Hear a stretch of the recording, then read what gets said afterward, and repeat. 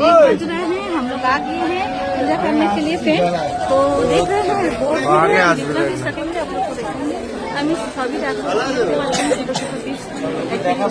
দেখেন এই হলো আমাদের মা তারাবাড়ি মা চণ্ডী। আমি যতই যাই হোক আমি ছোট দিয়ে এখনো অব্দি আমি বছরে আসবো এখানে, মানে আসতেই হবে আমাকে মায়ের কাছে।